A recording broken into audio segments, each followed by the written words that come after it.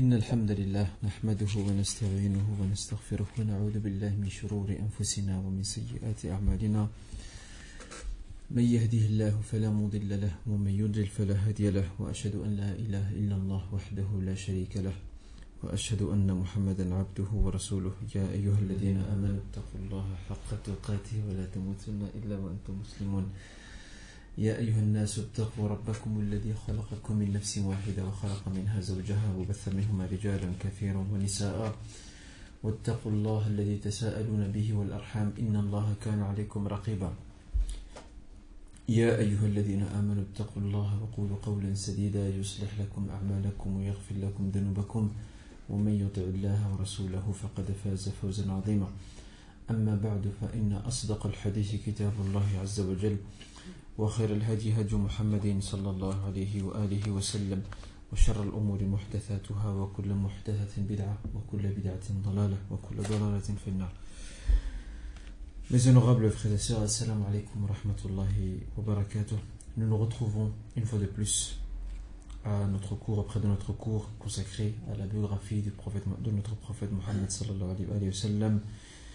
Et nous étions, lors du cours passé, nous étions arrivés à ce grand événement qu'incarne la prise de la Mecque et sa libération. C'est un événement clé, un événement décisif qui a bousculé pas seulement l'Arabie mais le monde entier. Pourquoi? Pour la simple raison que la libération de la Mecque marque l'avènement d'un nouvel ère qui est celui de l'islam sur toute la péninsule, et dès lors les nations voisines, celles qui sont voisines de l'Arabie, vont pouvoir être confrontées à l'émergence d'une nouvelle force qui est celle donc de l'État islamique que le prophète sallallahu alayhi wa sallam a bâti durant toutes ces années à travers sa mission prophétique, bien entendu.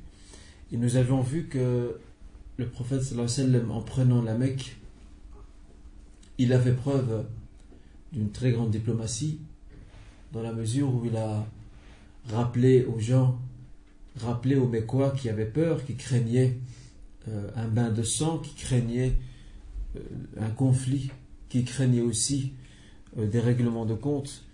Il a rappelé que ceux et celles qui se réfugient dans la mosquée seront en toute sécurité. Et aussi que ceux et celles qui se réfugient dans la maison d'Abu Bakr sont en sécurité, ainsi que Abu Sufyan. Et ça, c'est très important. Et d'ailleurs, c'est l'une des avancées de l'islam dans ce qu'on appelle le domaine des relations internationales, c'est qu'on a institué l'inviolabilité des personnes avec lesquelles nous sommes en guerre, surtout lorsque nous sommes confrontés à eux. Je m'explique. Je ne parle pas d'une bataille. Je parle ici soit d'un conquérant qui prend une cité, il a le devoir de protéger tous les sujets de cette cité, sans exception. Ou alors lorsqu'il s'agit d'émissaires, d'échanges de délégations d'émissaires, eh bien ces gens-là ont une immunité, ce qu'on appelle aujourd'hui dans le vocabulaire contemporain, on appelle ça l'immunité diplomatique. Donc ils sont intouchables, on ne peut pas les tuer, on ne peut pas les emprisonner. C'est une violation du droit international. Eh bien ça, les musulmans avaient déjà une très grande avancée dans ce domaine-là. Et je peux d'ailleurs vous renvoyer vers un excellent ouvrage qui a été traduit en français, je vous le dis en passant. Cet ouvrage a été écrit par un auteur dont notre frère Anas, Inch'Allah, dans un futur très proche, il nous accordera sa biographie. Il s'agit de ce grand savant, Mohammed ibn al-Hassan al-Shaybani, qui écrit un livre consacré justement au droit international comme le conçoit l'islam. En temps de guerre, en temps de paix, les trêves, la durée de ces trêves, les engagements qui incombent à l'État musulman, en cas de violation des pactes, qu'est-ce qu'il faut faire? Tout cela est consigné dans cet ouvrage et qui a servi de référence à tous les juristes musulmans, quelle que soit leur école. Qu'ils soient malikites, ou hanafites, ou shafi'ites, ou hanbalites, ou même zahirites, la plupart des juristes appartenant aux 4 écoles sunnites musulmanes se sont référés à son ouvrage qui est devenu une autorité en la matière. Et j'avais dit la fois passée que Mohammed ibn Hassan al-Shaybani est considéré aujourd'hui comme l'un des pères fondateurs du droit international. Bien avant la Convention de Genève.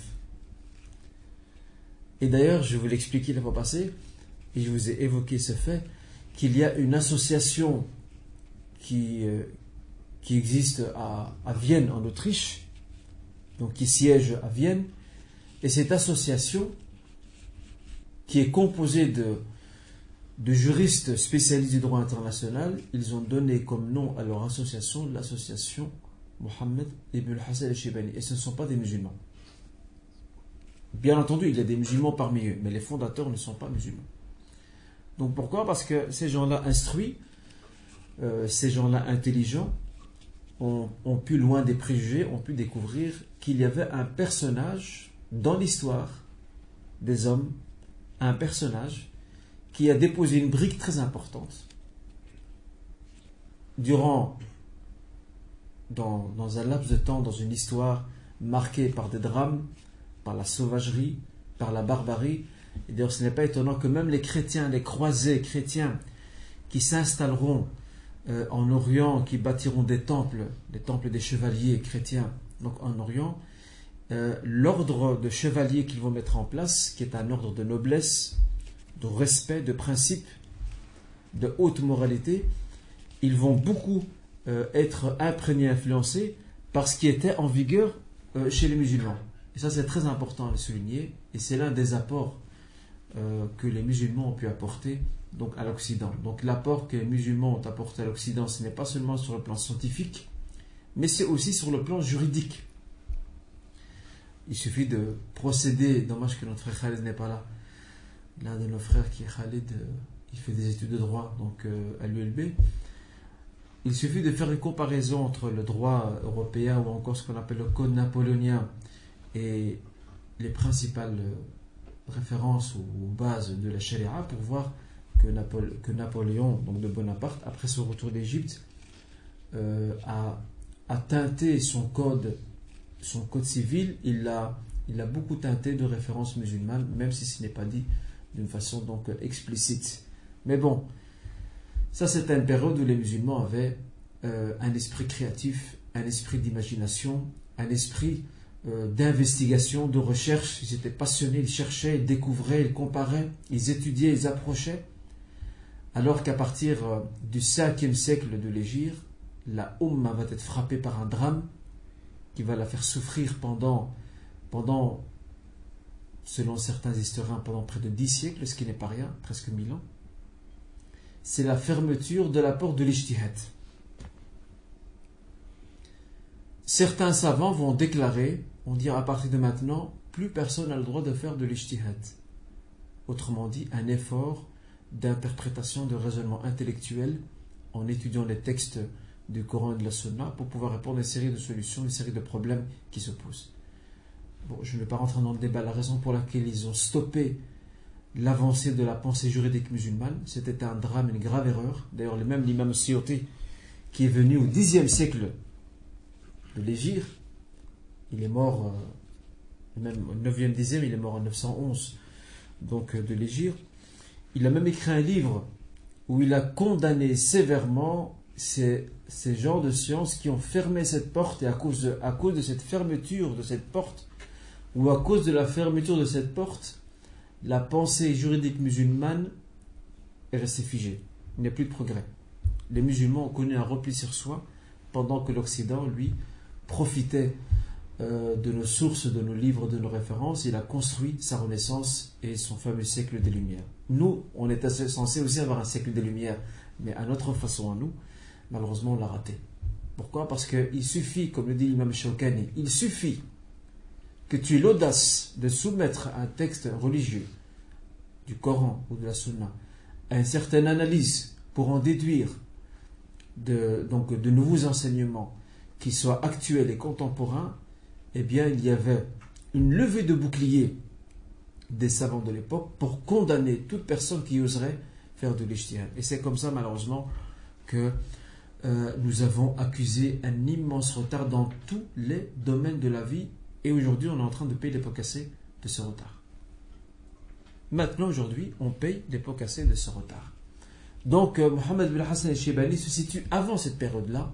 C'était une période d'ouverture, de conquête du savoir. Et aujourd'hui, on a besoin de reconquérir le savoir, de se réapproprier les instruments de la connaissance dans tous les domaines, de ne pas être frileux, de ne pas avoir peur, mais aller de l'avant, bien sûr à partir de notre éthique, à partir de nos principes, mais aller de l'avant pour pouvoir retrouver notre place au soleil alors que nous l'avons perdu il y a quand même longtemps. Il y a un très beau livre aussi que je peux vous conseiller, que vous connaissez probablement, et probablement certains d'entre vous l'ont lu. C'est un excellent ouvrage écrit par une femme allemande qui s'appelle Sigrid Jung. Vous connaissez son livre?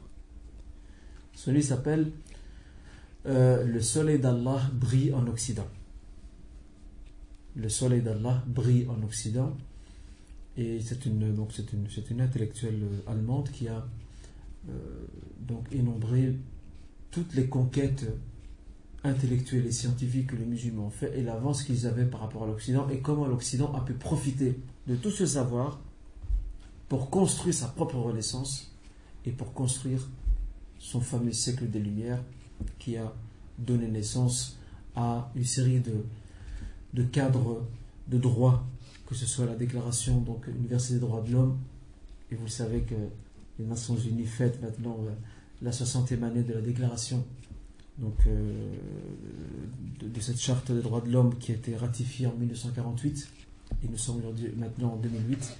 Donc nous avons accusé un très grand retard et cette porte d'Ijtihad doit être absolument réouverte, mais bien entendu rouverte selon des critères bien définis. Ce n'est pas donné à n'importe qui d'approcher un texte et de commencer à l'analyser. Il faut avoir le bagage nécessaire, les compétences, l'intention sincère, la piété, l'intégrité morale et religieuse, et que d'autres gens de science puissent témoigner en faveur de cette personne comme étant une personne compétente pour pouvoir interpréter donc ces textes. Donc je crois que c'est très important de pouvoir revenir à cela. Alors, comme je l'ai dit la fois passée, le prophète sallallahu alayhi wa sallam a aussi déclaré l'amnistie générale pour tous les sujets mécois, à part une petite liste d'irréductibles, de criminels qui, eux, n'ont pas été couverts par le pardon prophétique en raison de leurs crimes ignobles et impardonnables. Quant au reste des sujets mécois, ils ont tous été donc amnistiés, et ainsi donc il y a cette fameuse tradition, même si quelque part elle est, au niveau de sa fiabilité elle pose problème, mais on peut tout de même s'y référer car elle répond à l'esprit général de l'époque.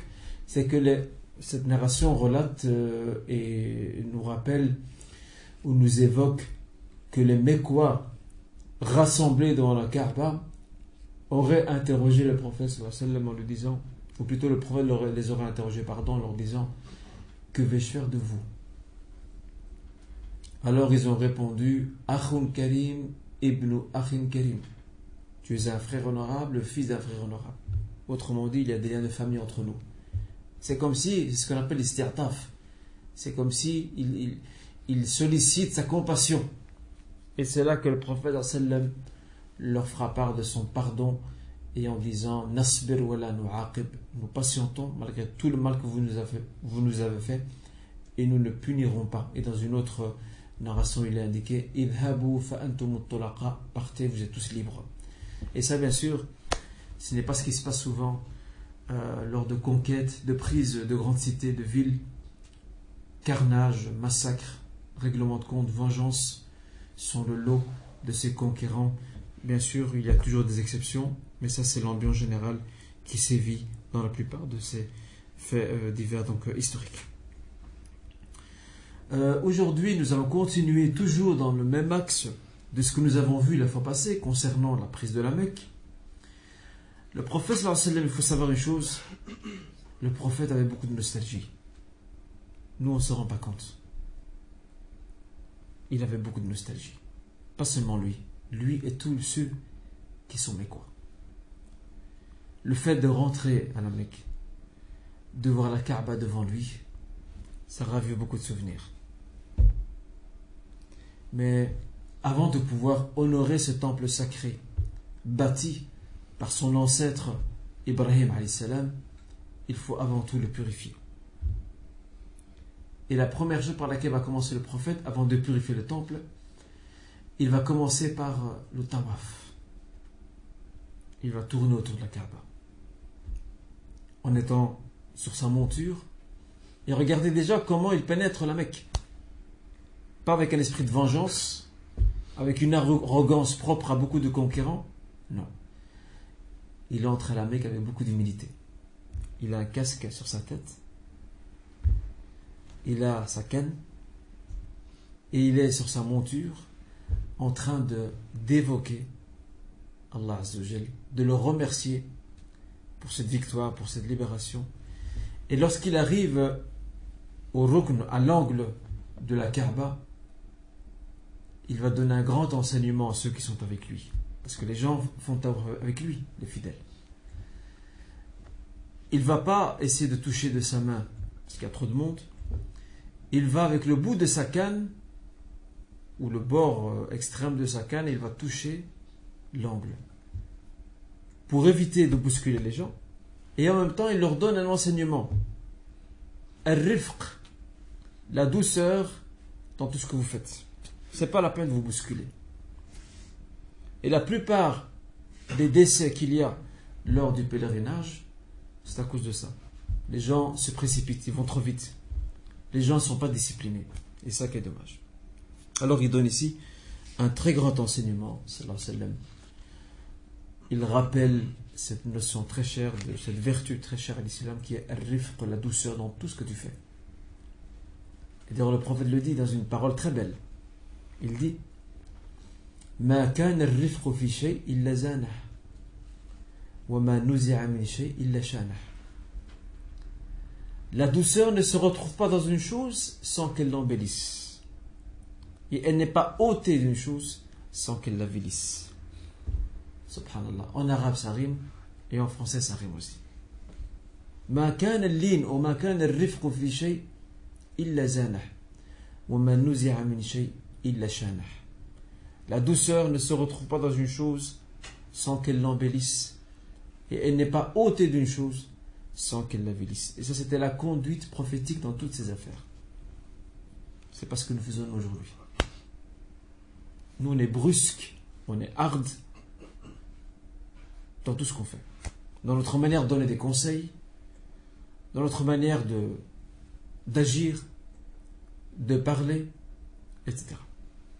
Lui ici, une fois de plus, il ne fait qu'enfoncer le clou de la douceur en faisant ce geste. Il aurait pu descendre, il avait des gardes autour de lui, il y avait plein de compagnons autour de lui, honorables. Il aurait pu leur dire frayez-moi un chemin, je tiens absolument à toucher le coin de la Kaaba. Non. Avec son bâton de loin, il touche puis continue son chemin. Mais croyez-moi, c'était un très grand événement ce qu'il est en train de vivre. Parce que ce qui est certain, c'est qu'à ce moment-là, le prophète a dû se rappeler lorsqu'il priait devant la Kaaba. Et les chefs mécois sont juste derrière en train de se moquer de lui. Il a dû se rappeler lorsqu'il s'est prosterné et qu'ils sont venus déverser sur ses épaules les entrailles d'une chamelle. Il a dû se rappeler de tout ça. Et maintenant, c'est lui qui a la Kaaba entre ses mains. Où sont ces chefs mécois? Ils ont tous disparu, si ce n'est un, Abu Sufyan qui est encore là. Mais Abu Sufyan, où est-il à ce moment-là?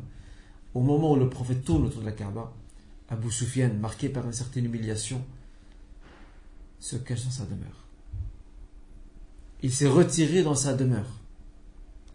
Alors, le prophète sallallahu alayhi wa sallam tourne autour de la Kaaba et récite en psalmodiant les versets de la sourate al-Fath, la sourate de la libération.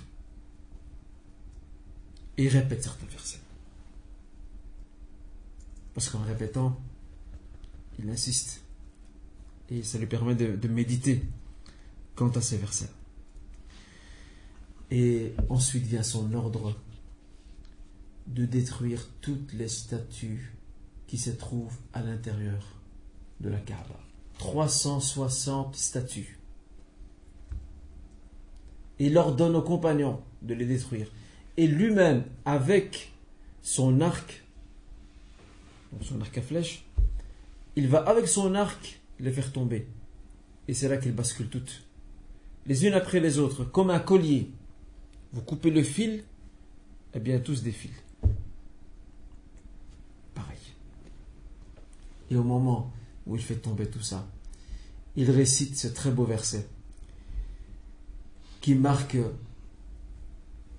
la suprématie de l'islam, sa victoire sur le polythéisme shirk al-wathaniya, en récitant ce verset qui se trouve dans la sourate Le Voyage Nocturne, Al-Isra, verset 81.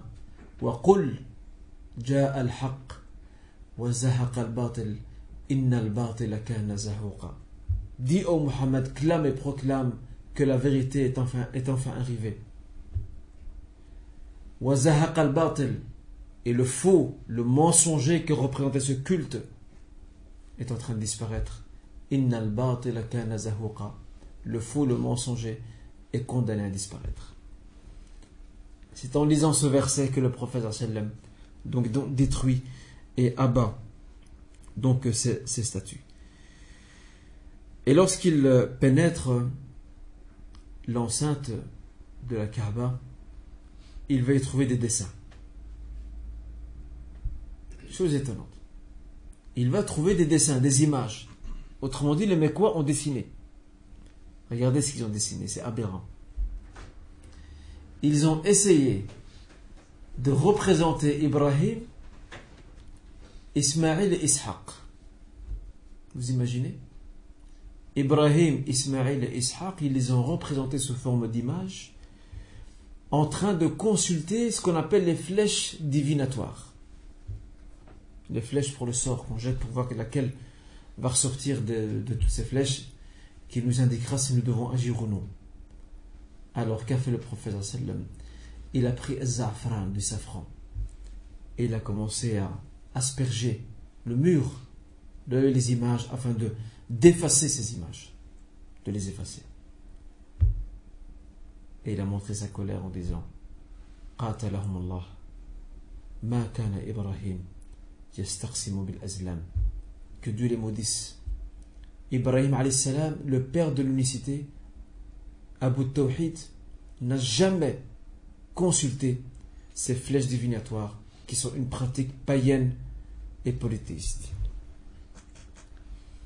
Et en débarrassant la Kaaba, c'est là que le prophète sallam priait 2 rak'at. Il priait 2 rak'at à l'intérieur de la Kaaba. Et selon certaines narrations, il y avait aussi une image qui représentait Maryam, Marie. Chose étonnante. Maryam. À l'intérieur de la Kaaba. Et ce fait ne peut que nous rappeler ce qu'a relaté Salama. Plutôt c'est pas Salama. Salama est partie à Médine. Son nom reviendra. Une femme compagnon qui est partie avec le groupe qui a émigré en Éthiopie, en Abyssinie, elle a vu dans une église des images et elle en a fait part au prophète. Alors le prophète a répondu: Ulaika shirarul khalq. Ceux-là sont les plus mauvais parmi les gens. Lorsqu'un de leurs prophètes mourait, il construisait une tombe, ou plutôt il construisait un lieu d'adoration sur leur tombe. Et subhanallah, pourquoi l'islam a dès le début condamné le culte que l'on peut vouer à une image, surtout lorsqu'il s'agit d'images d'êtres humains? Parce que ça conduit directement vers une pratique païenne. Et j'ai vu un jour une émission, ça m'a étonné d'ailleurs, j'ai vu une émission qui parlait de la signification du mot image et qui renvoyait ça à l'époque de la Grèce antique. Vous imaginez, à l'époque de la Grèce antique, l'image avait pour rôle de diviniser quelqu'un ou quelque chose. Et c'est là que je me suis dit: Sadaqa Rasulullah sallallahu alayhi wa sallam. Subhanallah. Des siècles plus tard, il est venu et il a condamné le culte des images. Regardez la Grèce, là, l'Arabie de l'autre côté. Des siècles plus tard. J'ai également vu une émission qui est assez frappante. C'est sur ce fameux personnage, ce fameux Saint-Nicolas. Saint-Nicolas. Bon, Saint-Nicolas, c'est un prêtre qui est issu de la Turquie. Il vient de la Turquie. Eh bien, il faut savoir que des chercheurs européens, accrochez-vous bien, ont fait des recherches pour retrouver ses ossements. Ils prétendent avoir retrouvé son crâne. Et regardez le culte des images que l'islam a toujours condamné jusqu'à aujourd'hui, comme étant l'une des portes qui conduit vers l'association, vers le shirk, vers le polythéisme. Lorsqu'ils ont trouvé l'image, et lorsqu'ils ont trouvé certains ossements, ce qu'ils prétendent être des ossements de ce personnage, ainsi que soi-disant son crâne, avec l'informatique, ils ont essayé de reconstituer son image. Approximativement, on lui donne une barbe, bref, tout. Et après, cette image s'est retrouvée dans beaucoup d'églises d'Orient. Et elles sont vénérées par les fidèles. Donc les fidèles viennent et font des invocations. Ils invoquent ce personnage qui est, c'est pour ça qu'on l'appelle saint, qui est devenu un saint chez eux. Donc c'est un intermédiaire entre eux et Allah Azza wa Jal. Vous voyez comment les images sont utilisées et pour finir, sont divinisées. Alors on comprend pourquoi l'islam condamne violemment et fortement et vivement et fermement le culte donc des images. Et c'est ce que va faire le prophète, il va effacer toutes ces images qui sont présentes au sein de la Kaaba.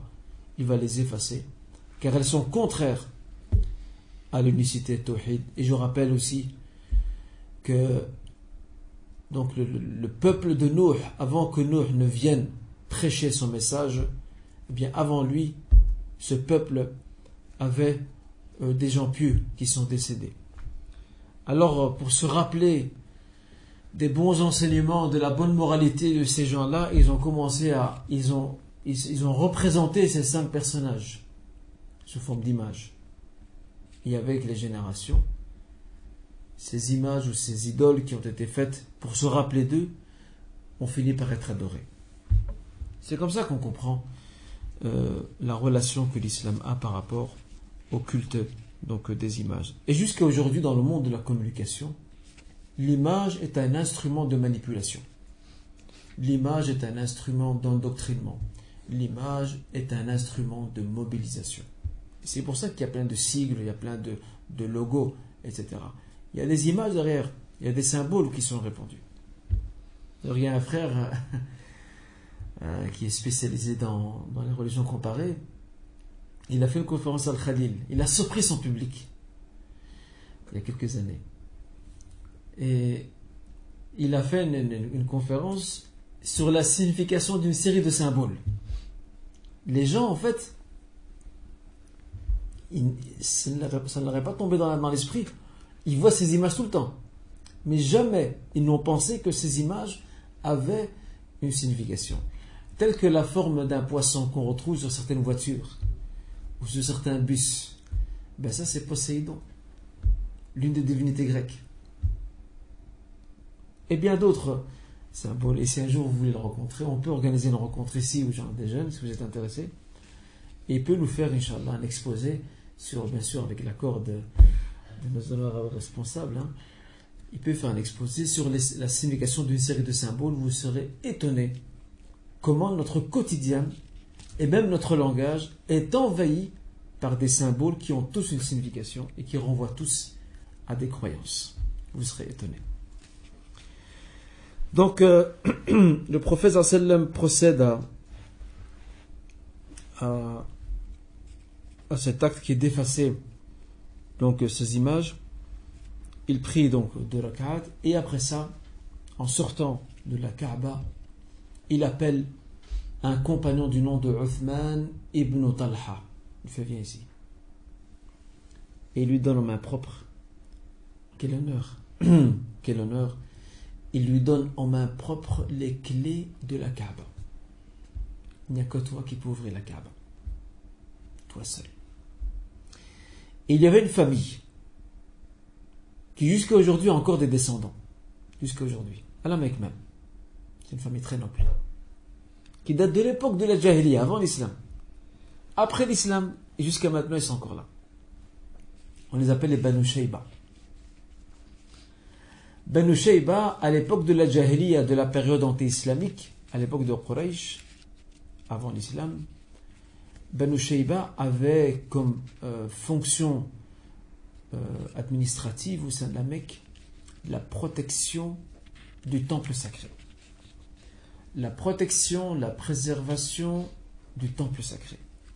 Eh bien, cette famille s'est convertie à l'islam et le prophète, regardez comme il est très sage, très diplomate, le prophète sallam leur a laissé cette fonction entre leurs mains, même après l'islam.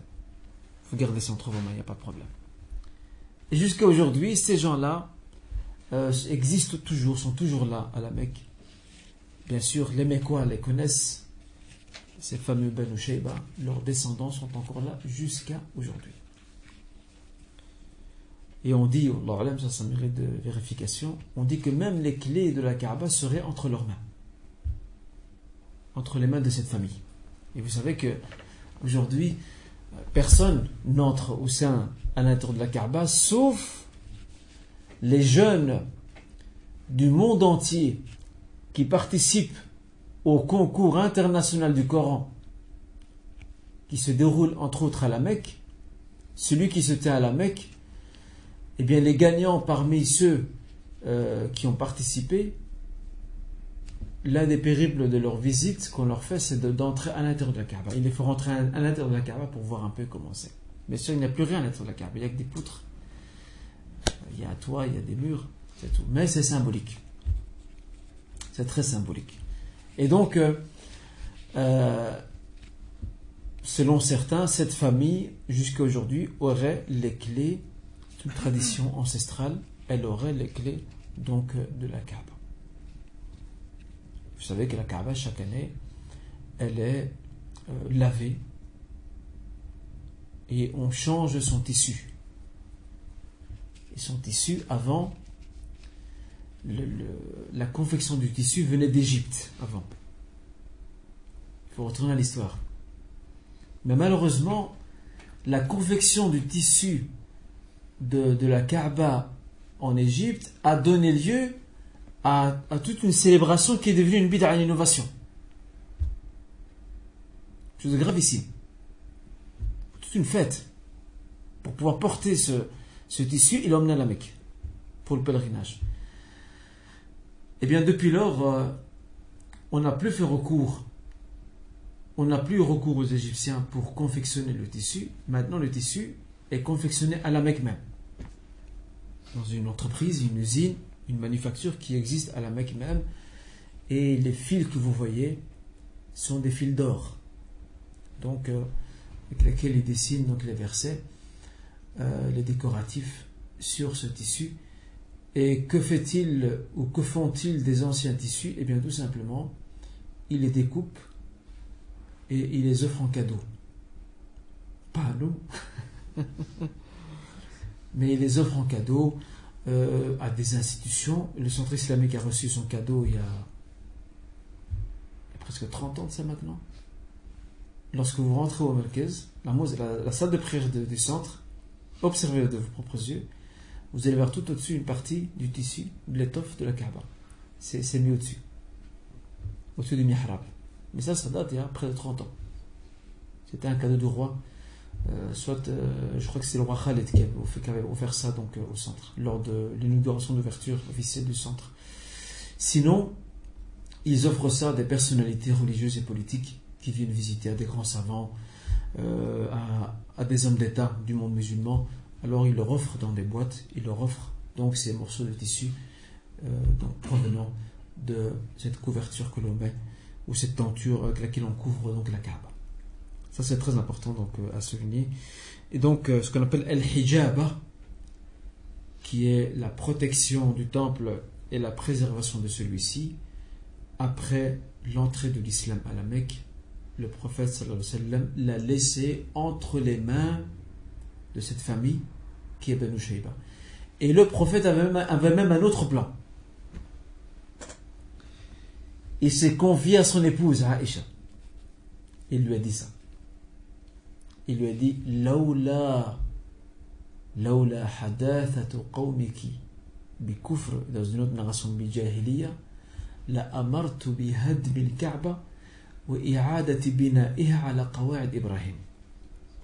Il dit, si ce n'était pas le fait que tes concitoyens, autrement dit les Mécois, que tes concitoyens ont quitté fraîchement la mécréance et la jahiliya, j'aurais ordonné la destruction de la Kaaba et sa reconstruction sur les bases initiales du prophète Ibrahim alayhi salam. Et le prophète craignait justement, regardez comment il est prudent, il est attentif.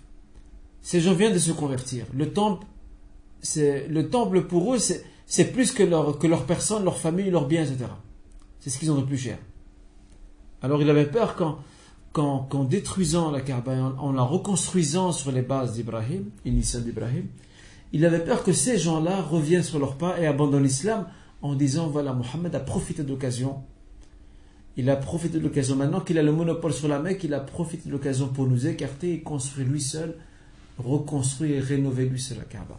Ce que le prophète ne fera pas, il la laissera comme telle.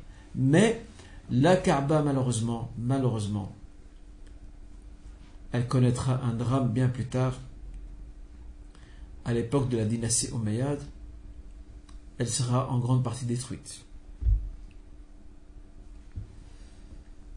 Lorsqu'un compagnon du nom de Abdullah ibn Zubayr va gagner à sa cause les gens de Médine et de la Mecque dans leur majorité, ils vont lui prêter serment, vont faire de lui le calife de l'islam, parce qu'Abdullah ibn Zubayr ne reconnaissait pas le pouvoir étatique des Omeyyades.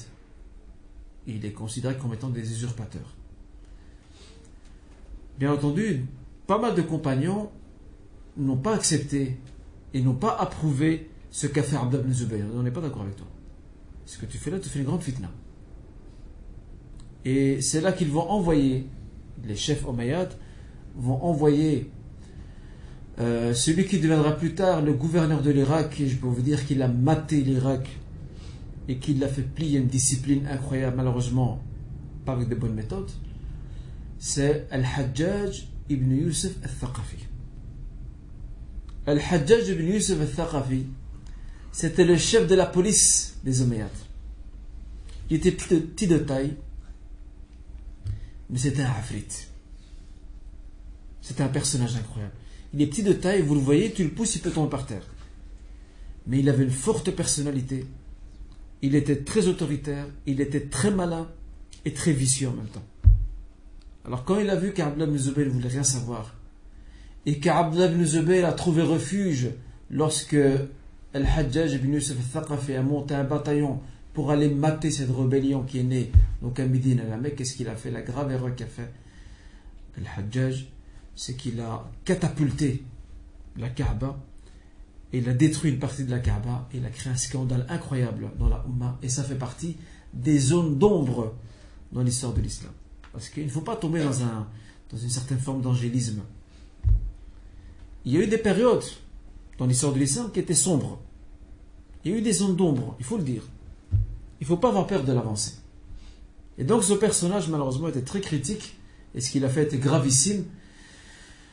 Et après ça, un autre problème est né pour les Omeyyades, c'est la rébellion de la province irakienne. L'Irak était regorgé de sectes et de tendances. Les Irakiens, jusqu'à aujourd'hui d'ailleurs, sont des gens pratiquement indomptables. C'est pour ça que les Américains ne savent pas où ils ont mis leurs pieds en prenant l'Irak. Et de ce fait, les Omeyyades décident d'envoyer Al-Hajjaj ibn Yusuf al-Thaqafi pour gouverner l'Irak. Entre guillemets, ils ont choisi le bon personnage. Parce que tous les autres gouverneurs Omeyyades qui sont partis en Irak pour mater, pour gouverner l'Irak, ils se sont cassés les dents. Mais lui va aller. Dès qu'il va entrer en Irak, les gens vont se mettre à rire. Parce qu'ils vont voir un nain qui entre parmi eux. Celui-là, il va nous gouverner. Ce Boutchouk, il va nous diriger. Et c'était quelqu'un de très éloquent, de très instruit aussi. Alors il est monté sur le minbar, sur la chaire de la mosquée, et il a regardé son public qui rigolait et s'amusait en voyant un petit nain qui avait du mal à se tenir et à se montrer devant les gens pour parler. Alors il leur a dit une phrase terrible qui leur a donné un froid au dos. Il leur a dit « Inni ara ru'usan qad ayna'at wa hana qitafuha » Je vois qu'il y a des têtes qui maintenant sont mûres comme les fruits et il est temps de les faire sauter. Et c'est lui qui disait Ardul Iraq, Ardul Shiqaq wal Nifaq. La terre d'Irak, c'est la terre de la dissension et de l'hypocrisie. Mais en quelques années, il va mater les Irakiens. Il va dompter cette province. Il va la soumettre à une discipline de fer. Même s'il va commettre des crimes. Parce qu'il va tuer des savants aussi. Il va tuer des tabérines. Entre autres, Saïd ibn Jubayr, qui était un tabéri honorable, il va le tuer. En fait, c'était un sanguinaire. Alors, on laisse son sort entre les mains d'Allah Azza wa Jal, car à côté de tous ces crimes, il avait aussi, disons-le, on ne sait pas ce qu'il emportera dans la balance, Dieu seul sait, mais il avait aussi de bons côtés aussi. C'est étonnant quand même. C'était quelqu'un de très généreux. C'était quelqu'un aussi de... Il pouvait faire preuve d'indulgence. Et troisièmement, il a répandu l'islam. C'est contradictoire. Sa biographie, elle est contradictoire. Sa personnalité est contradictoire. Il a répandu l'islam du côté de l'Asie. Et à côté de ça, regardez tout ce qu'il a fait. Alors c'est pour ça que nous disons que son affaire est entre les mains d'Allah Azza wa Jal. Et qu'Allah lui pardonne pour tous ses crimes. Parce que malheureusement, il a laissé certaines taches noires dans l'histoire. Même s'il a à côté de bons côtés. Mais Dieu se les juge. Et c'est Allah Azza wa Jal fera preuve de justice et donnera à chacun ce qu'il mérite. Donc, pourquoi je vous ai parlé de... Oui, voilà. Donc, par rapport au fait que le prophète voulait reconstruire la Kaaba, mais qu'après il a changé d'avis par crainte justement que certains chefs mécois et certains mécois qui avaient adhéré fraîchement à l'islam fassent marche arrière et renient l'islam en pensant que le prophète voulait avoir le monopole de la construction de ce temple. Alors, lorsque la Kaaba a été purifiée, nettoyée, le prophète va reprocéder à un nouveau tawaf. Il va toucher la pierre noire. Il va mettre sur sa tête son turban noir, al-amam al-sawda. Il va la mettre sur sa tête. Il faut savoir qu'il n'était pas en état de sacralisation. Et il va faire donc ces fameux tours autour de la Kaaba, bien sûr, pour honorer donc ce temple sacré. Et avant de mettre le turban noir, il avait sur sa tête ce qu'on appelle un aume. Qu'est-ce qu'un aume? Ben, c'est le casque. En arabe, on appelle ça al-mighfar. Al-mighfar. Un aume, c'est H-E-A-U-M-E. Un aume, c'est un casque qui couvre toute la tête et peut aussi couvrir le visage. Mais le prophète, il avait un casque qui couvrait donc toute sa tête. Alors il l'a retiré, il a mis son turban noir. Et après quoi, il a procédé à un nouveau tawaf, à de nouveaux tours autour de la Kaaba, en glorifiant Allah Azza wa Jal, en lisant le Coran, en récitant certains versets pour glorifier Allah subhanahu wa ta'ala et le remercier quant à ce très grand bienfait qu'il lui a accordé. Vous devez savoir que la purification de la Kaaba, la destruction de toutes ces idoles représente un coup très dur porté au polythéisme dans l'Arabie. Pourquoi? Parce que la Kaaba, c'est le centre de l'Arabie. C'est le bastion du polythéisme. Les statues les plus importantes se trouvaient au sein de la Kaaba. Les Arabes de toute la péninsule vénéraient en plus de leurs idoles locales, ils vénéraient surtout ces grandes statues qui se trouvaient au sein de la Kaaba. Voilà que le prophète sallallahu alayhi wa sallam, en détruisant ces 360 statues, il porte un coup très dur au polythéisme, et ce n'est pas fini. Ce n'est qu'une première étape, il y a d'autres étapes qui vont venir après, afin de nettoyer toute l'Arabie, de débarrasser toute l'Arabie du culte païen.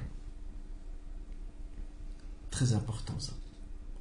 Et ici, il faut faire appel à l'histoire et à la sociologie des religions. Isa alayhi salam n'a pas parachevé sa mission. Allah Azza wa Jalla l'a élevé, comme vous le savez. Il n'a pas pu parachever sa mission. Allah l'a voulu comme ça, comme tel. Ses fidèles, ses apôtres, les croyants, al-mu'minoun, qui étaient à l'époque de Isa alayhi salam, étaient des croyants, des monothéistes, des muwahhidin. Ils croyaient en un seul Dieu. L'Empire romain, dont la Palestine était l'une de ses provinces, n'a pas cessé de persécuter les fidèles disciples de Isa alayhi salam pendant très longtemps, jusqu'au jour où les chrétiens, ou plutôt l'Empire romain, va décider de se convertir au christianisme. Mais le problème, il est où? Et vous allez comprendre pourquoi je vous parle de l'Empire romain.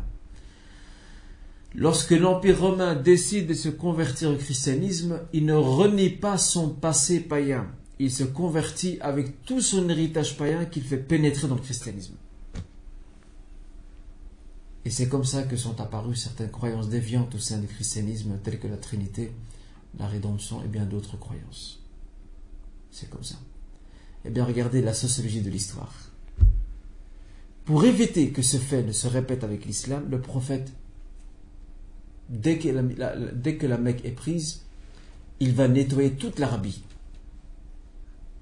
Il ne pourra pas laisser la situation se reproduire comme elle était à l'époque de Isa alayhi salam. Autrement dit, le prophète termine sa mission, mais laisse par-ci et par-là des vestiges, comme il est arrivé à l'époque de Isa alayhi salam, laisse des vestiges de polythéisme. Non, c'est exclu. Il faut éradiquer une fois pour toutes le polythéisme. Alors vous allez me dire, maintenant qu'il a fait la première étape, qu'il a exécuté la première étape en détruisant les statues les plus importantes, ces 360 qu'abritait donc le temple sacré, la Kaaba, quelle est la deuxième étape? Eh bien, la deuxième étape, il va envoyer une série de compagnons avec pour mission de détruire certaines statues se trouvant auprès de certaines tribus. Il va envoyer Khalid ibn al-Walid auprès d'un endroit qui s'appelle Nakhla. Probablement, cette appellation Nakhla qui veut dire donc palmier, c'est probablement dû au fait que cette zone contenait de nombreux palmiers. Alors, que va faire Khalid? Il va détruire la statue de Uzza. Uzza. Qui avec Hubal, avec Manat, avec Lat, font partie des statues les plus importantes des Arabes. Et Uzza était vénérée par une tribu qui s'appelle Mudar. La tribu de Mudar. Elle vénérait cette statue. Khalid ibn al-Walid a reçu pour mission d'aller détruire cette statue. Il va la détruire. C'est ce qu'il va faire. Amr ibn al-As, quant à lui, il va se rendre près de Taïf, auprès de la tribu de Hudayl, une tribu qui jusqu'à aujourd'hui existe encore. La tribu de Hudayl. Et Abdullah ibn Mas'ud, il faut le rappeler, Abdullah ibn Mas'ud est issu de cette tribu-là. Il est mécois de naissance, mais il est Hudali d'ascendance. Il est mécois de naissance, donc il est né à la Mecque, il a grandi à la Mecque, mais son ascendance se rattache et se renvoie à cette tribu qui s'appelle Hudayl. Et là-bas, il y avait une statue qui s'appelle Suwa', la statue de Suwa'. Alors Amr ibn al-As va la détruire. Aussi, un autre compagnon qui s'appelle Sa'd ibn Zayd al-Ashhali.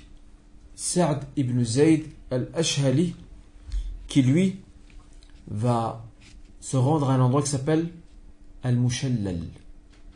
Al-Mushallal, cet endroit existe encore aujourd'hui. Il est sur la route entre la Mecque et Médine.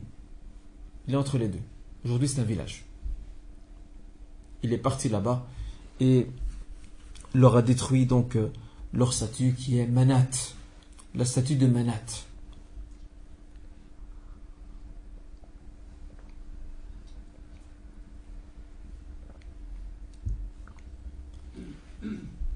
Si je vous pose la question, quel est le personnage qui était le premier à introduire des statues en Arabie? Et c'est à cause de lui d'ailleurs que les Arabes ont sombré dans le culte des statues. Qui sait me donner le nom de cet homme? Celui qui me donne le nom de cet homme, eh bien la semaine prochaine je le réserve à présent. Non, Qasem ibn Kilab, c'est le bâtisseur de la Mecque. Non.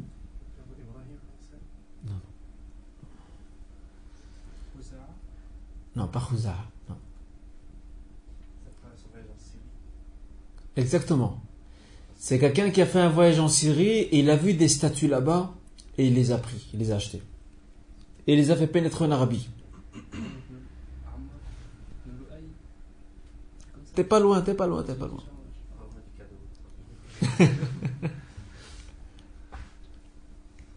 Amr ibn, il y a une lettre à transformer dans le deuxième nom.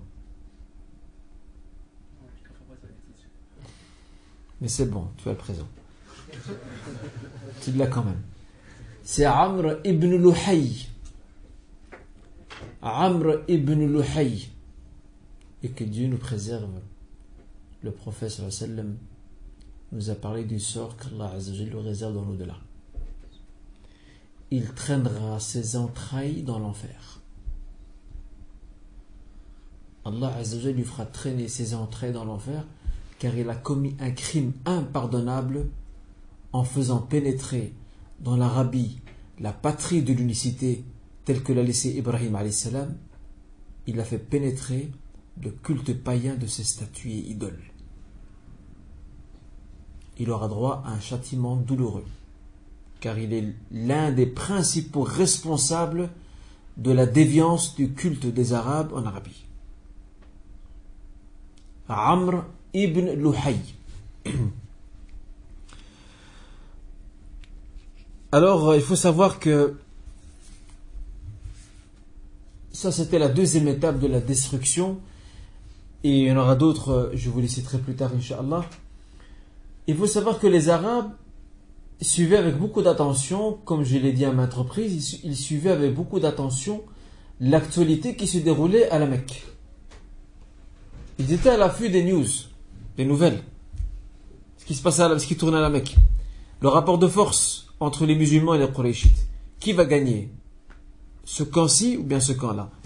Et lorsqu'ils ont vu que les Qurayshites, qui représentent pour eux leurs références, qui ont un certain leadership religieux et moral sur le reste de l'Arabie, lorsqu'ils ont vu que Quraysh s'est plié au verdict de l'islam et que l'islam a eu le dernier mot, alors ces tribus arabes ont compris que ce n'était plus la peine d'essayer de résister à l'islam, car l'islam était devenu irrésistible. L'islam est devenu comme un ouragan. Il prend tout sur son chemin. Il ne faut pas lui résister. C'est peine perdue. Et c'est ce qu'ils ont compris. Si Quraysh, cette tribu toute puissante, riche, qui a entre ses mains la cité de la Mecque, prospère, développée, moderne, elle a succombé à l'islam, qu'allons-nous faire nous de notre côté? Et c'est comme ça qu'une série de délégations se sont présentées pour proclamer leur conversion à l'islam, et des vagues de conversion se sont produites à ce moment-là. Et c'est durant cette période-là que sont descendus ou qu'est descendue la sourate An-Nasr, la victoire. إذا جاء نصر الله والفتح ورأيت الناس يدخلون في دين الله أفواجا. Lorsque la victoire et la libération vinrent, ورأيت الناس يدخلون في دين الله أفواجا, que tu vois les gens entrer en masse dans la religion de Dieu. Effectivement, après la prise de la Mecque, après la chute de la Mecque, les Arabes sont rentrés en masse en islam. En masse. Des délégations ininterrompues se présentaient auprès du prophète sallallahu alayhi wa sallam. Et subhanallah, regardez la modestie du prophète sallallahu alayhi wa sallam. Wallah, parcourez toute l'histoire, vous ne trouverez pas ça. Maintenant qu'il est le chef de la Mecque, maintenant que la Mecque est entre ses mains, qu'est-ce qu'il a fait? Est-ce qu'il a été récupérer la maison luxueuse d'un des chefs mécois pour s'installer dedans? Il a dit à ses compagnons, dressez ma tente, je dors dans ma tente. Un chef tout puissant qui dort sous une tente. Et ses successeurs iront tous, surtout les 4 premiers, iront tous sur cette même voie. Omar ibn Khattab, pour ne citer que lui. D'ailleurs, je vous rappelle une fois de plus que nous aurons des rendez-vous avec la biographie des 4 califes, Inch'Allah, si vous êtes toujours prêts et partants. Omar ibn Khattab, il reçoit la visite d'un émissaire venant de Byzance, de chez les Romains. Alors les Romains, qui sont habitués à la puissance, qui sont habitués à des empereurs tout-puissants, qui ont des gardes, des soldats autour d'eux, qui sont bien habillés, de grands palais très luxueux, alors lorsqu'il arrive à Médine pour chercher après le chef des musulmans, il demande où est-il, où est son palais? Alors on lui dit, il dort dans la mosquée. Ça les étonne déjà. Déjà ça l'étonne. Un chef qui dort... Maintenant, Omar est un empereur. Il a un grand état. Où est-il? Vous le trouverez là-bas. Alors il marche. Qu'est-ce qu'il voit? Il voit un homme en train de dormir à l'ombre d'un arbre. Subhanallah. Et c'est là que cet émissaire byzantin a compris que la justice d'un dirigeant le fait dormir les yeux tranquilles. Il n'a pas peur de se faire assassiner. Pourquoi se faire assassiner? Je suis juste envers mes citoyens. Il n'a pas besoin de garde du corps, de sécurité, de périmètre de sécurité. Pourquoi? À quoi ça sert? Il dort à l'ombre d'un arbre. Tout simplement. Mais bon, Omar va quand même être assassiné par un Perse du nom de Abu Lu'lu al-Majusi. Et on reviendra à ça, Inch'Allah, on verra pourquoi. Parce que les Perses n'ont jamais digéré la pilule. Ils n'ont jamais avalé le fait que les musulmans, dirigés par Omar, puissent mettre par terre leur empire. L'empire perse. Ça n'ont jamais avalé. Jusqu'à aujourd'hui d'ailleurs. Les Iraniens jusqu'à aujourd'hui. Et d'ailleurs, c'est pas étonnant, les chiites, la plus grande haine qu'ils ont contre les compagnons, c'est contre Omar. Parce qu'il y a des origines perses dans cette croyance-là, dans cette perception des choses. Omar, c'est lui qui a mis à genoux l'empire perse, c'est lui qui l'a détruit. Et ça, ils n'ont jamais avalé. Jusqu'à nos jours. Et d'ailleurs, en Iran, aujourd'hui, il y a un mausolée qui est consacré à l'assassin de Omar. Abu Lu'lu al-Majusi est honoré en Iran. Il y a un mausolée que les gens viennent visiter, etc. Jusqu'à maintenant. Ben, allez sur internet, composez Abu Lu'lu al-Majusi, vous verrez. Vous trouverez ce temple. Pour vous dire. Donc, ces tribus viennent en masse. Elles dépêchent des délégués ou des délégations pour pouvoir proclamer leur conversion à l'islam et leur obéissance du prophète sallallahu alayhi wa sallam. Et durant cette période où le prophète est à la Mecque, il va faire 4 discours. 4 discours clés, très importants. À travers ces discours, il va instituer une série d'enseignements et il va abolir une série de pratiques.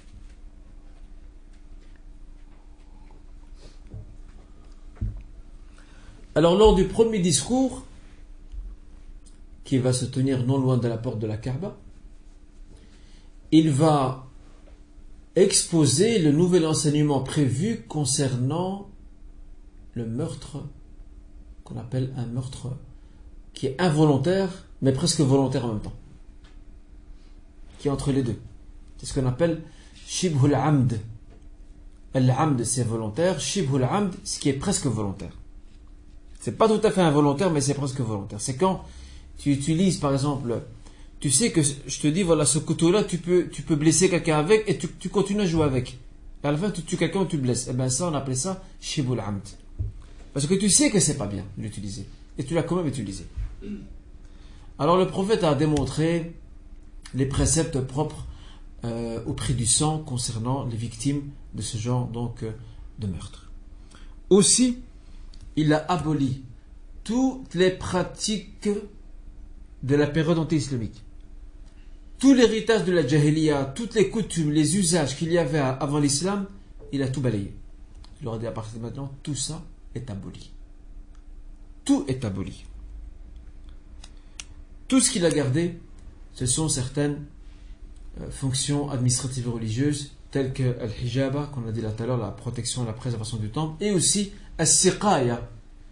Siqayatul hajj, le fait d'abreuver les pèlerins lorsqu'ils viennent. Ça, il a gardé aussi.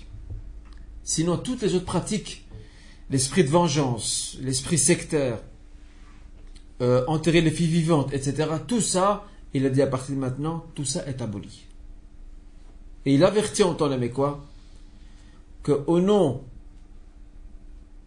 de l'État, du pouvoir d'État qu'il a maintenant, il n'hésitera pas à sévir envers toute personne qui oserait revenir à ces pratiques-là. Maintenant, il y a un nouvel ordre moral, public, qui s'installe au sein de la cité mécoise. Ça, c'est très important. Dans son deuxième sermon, il va abolir tous les pactes qui étaient en vigueur au sein de la Mecque. Toutes les alliances qui étaient en vigueur au sein de la Mecque, il va les abolir, sauf un seul type de pacte qu'il va accepter. Dire ça, l'islam l'accepte et le tolère. C'est tous les pactes qui se font au nom d'une cause juste. Si c'est pour le bien, vous faites un pacte pour le bien. Vous faites un pacte pour faire triompher la vérité et la justice. Vous faites un pacte pour préserver les liens de famille, pas de problème. En dehors de ça, tous les autres types d'alliances et de pactes qui étaient en vigueur avant l'islam, il a tout aboli. Lors du troisième serment, il a rappelé la sacralité de la Mecque. Et qu'étaient sacrés également les arbres de la Mecque. On ne peut pas tuer de bêtes à part celles qui sont nocives. Tu peux tuer un scorpion, tu peux tuer un serpent à la Mecque, il n'y a pas de problème. Tu ne peux pas chasser à la Mecque. Ça, c'est interdit. La Mecque, elle est sacrée. Tu ne peux pas arracher un arbre ou une branche à la Mecque. Ça, c'est exclu. Et il a rappelé aussi qu'il n'est pas permis de combattre à l'intérieur de la Mecque. Et il rappelle en même temps qu'Allah Azza wa Jal lui a permis pour 1 heure seulement. Allah Azza wa Jal a désacralisé la Mecque pendant 1 heure lorsqu'il est entré à la Mecque. Mais après ça, à l'après de l'Asr, comme nous avons vu lors du cours passé, à l'après de l'Asr, la sacralité de la Mecque est revenue comme l'a laissé le prophète Ibrahim alayhi salam. Et il rappelle que c'est définitif jusqu'à la fin des temps. Mais malheureusement, comme je l'ai dit là tout à l'heure, cette sacralité, al-hurma, cette inviolabilité de la Mecque ne sera pas toujours respectée à travers l'histoire de l'islam.